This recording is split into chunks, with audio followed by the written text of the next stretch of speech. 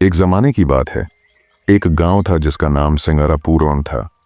ये गांव पहाड़ों के बीचों बीच एक गहने जंगल के किनारे वाक़ा था।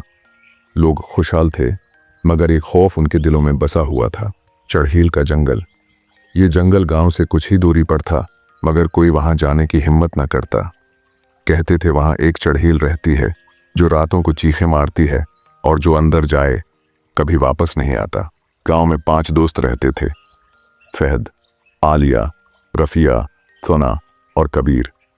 ये सब 11 से 14 साल की उम्र के बच्चे थे, बहुत बहादुर और तजस्सुस वाले।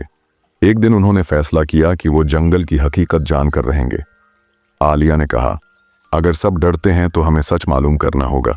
हो सकता है कि वो सब झूठ हो। उनके बुजुर्गों ने बहुत मना किया, मगर उन्होंने चुपके से एक सुबह निकलने का फैसला किया। सबने अपने अपने बैग में मुशालें, पानी की बोतलें, रोटियां और नक्शा रखा। जंगल में दाखिल होते ही अजीब सा सुकूत था। परिंदे चुप थे, हवा जैसे सांस रोक कर खड़ी थी। कुछ देर चलने के बाद उन्हें एक प्रासरार हट नजर आई। हट के बाहर एक साधु बैठा था, लंबी दाढ़ी, सफेद लिबास और आंखों में अजीब सी रोशनी। साधु ने बच्चों को देखा और कहा, तुम 5 हो, दिल बहादुर है, मगर सच आसान नहीं होता। चढ़ील की कहानी में जो नजर आता है वही सब कुछ नहीं। अगर जाना चाहते हो तो मैं एक बात कहूंगा, सच तुम्हें बदल देगा। बच्चों ने साधु से रास्ता पूछा। साधु ने कहा कि जंगल के बीचों बीच एक पुराना मंदिर है, वही उस कहानी की जड़ है। रास्ते में अजीब अजीब आवाजें आईं, सरगोशियां, दरख्तों की शाखें खुद ब खुद हिलती थीं, मगर बच्चे डटे रहे। जब वो मंदिर के करीब पहुंचे तो जमीन लरजने लगी। अचानक एक साया नमूदार हुआ, एक लंबी कद, सफेद आंखों वाली चढ़ेल।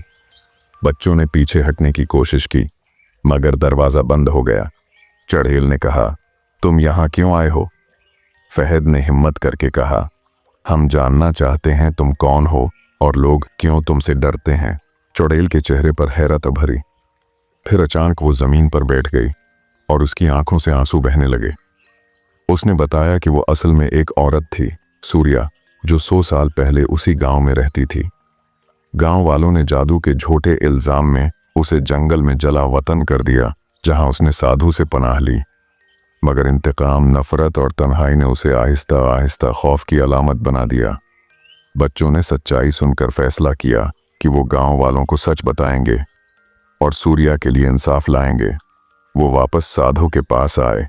साधु ने मुस्कुराकर कहा, तुमने सच का सामना किया, अब उसे रोशनी बनाना तुम्हारे हाथ में है। बच्चों ने गांव आकर सबको हकीकत बताई और बुजुर्गों ने शर्मिंदा होकर मंदिर की मरम्मत करवाई। सूर्या को इज्जत दी और जंगल को सूर्या वन का नाम दिया। चुड़ैल का साया खत्म हो गया और जंगल में फिर से परिंदों की चहकार गूंजने लगी। नतीजा ये निकला कि कभी कभी जो चीज़ खौफनाक लगती है, इसके पीछे दुख की कहानी छिपी होती है। सच का सामना करना आसान नहीं, मगर जब हम हिम्मत करते हैं तो हम सिर्फ खुद नहीं, दूसरों की जिंदगी भी बदल सकते हैं।